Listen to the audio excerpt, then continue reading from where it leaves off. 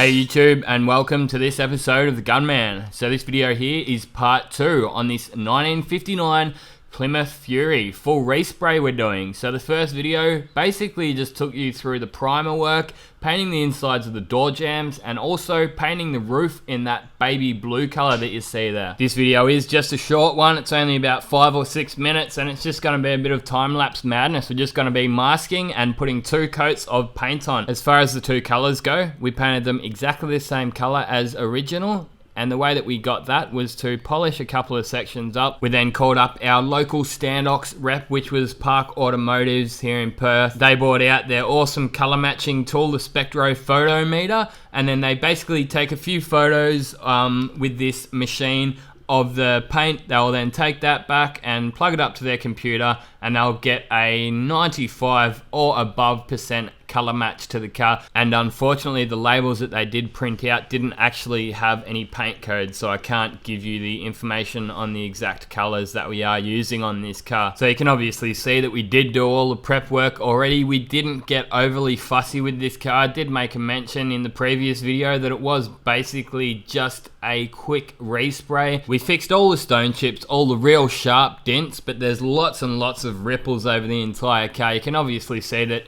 in the previous video we gave the entire car a good prime up, and then we sanded all that primer down, so that primer sealed down all the old paint underneath. Yes, I got a good feeling a lot of it was acrylic, but as long as you give the entire thing a good prime, that's going to seal most of it down. And then using 2-pack is probably again working in our favor. If I was to use clear over base, especially in the solvent range, it'd probably be a little bit different if we were using water base. The water base wouldn't be so as aggressive as the solvent base, but yeah, the 2K color, that's it's basically just like primer really in a way. Yeah, it's not going to sort of eat into any of the old acrylic that could be under there anyway. It turned out there was very minimal shrink back anyway. And yeah, look, basically the customer came to us and he's like, man, I've been like, no one will even touch this car for less than 10 grand, but they're talking, you know, full paint strip or sandblast and taking the entire thing back, and they just refuse to do it any other way. And we're like, man, there's basically no rust in the car. It really didn't warrant a full paint strip. It really didn't warrant, you know, getting sandblasted or taken right back.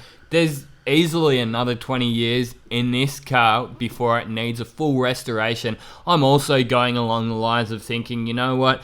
Old cars don't need to look perfect. They don't need to look like they've rolled off the showroom floor, because they haven't. And if you hang around for another minute, you'll actually see this car still does look pretty awesome when it's done. You'll only really notice it when you're within, say, 5 or 10 meters as it's driving down the road. The difference in between the $5,000 respray and the $50,000 respray, it simply won't be noticed. You get that thing cleaned up, put a bit of tire black on it, and it's gonna look just as good as the big dollar restoration will when it's driving down the road anyway. I guess that half the battle is finding a car in this kind of condition in the first place, because a lot of the cars of this age are totally rusted out. They've just been sitting outside for too long in too many rainy, wet days, and they've just rusted away, and they will need big dollar repairs to get them even halfway to where this car is. But anyway, once we got it all masked up, we wiped the entire car down with wax and grease remover, and I'm using a tack cloth here to make sure that there's no lint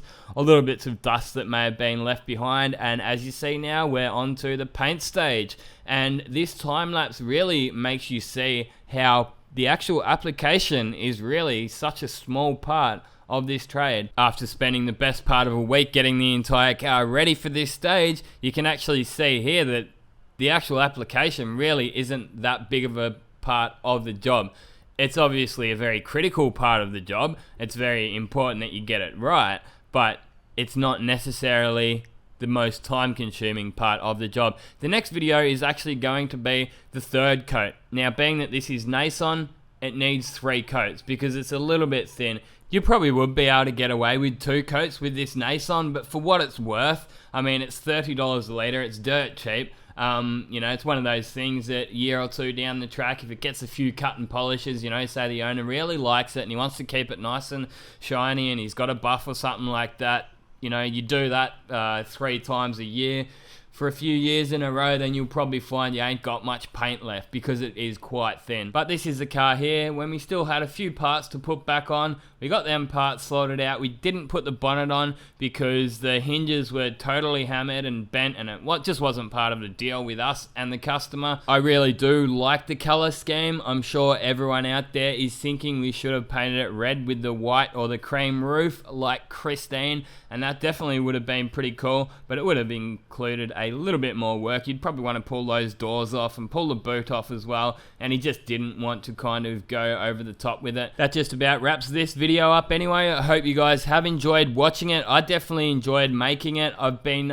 waiting for a while to actually get the time to edit this up, but I'm having a little bit of time off at the moment. I know there's been a few people eagerly waiting to see a bit more on this Plymouth because they have seen photos of it on Instagram and maybe even on Facebook too. So give it a big thumbs up if you hadn't enjoyed it. Make sure you check out my website, thegunman.net.au. Now you've seen this video, get out there and paint some shit. Thanks for watching, and this has been another Gunman production. Goodbye.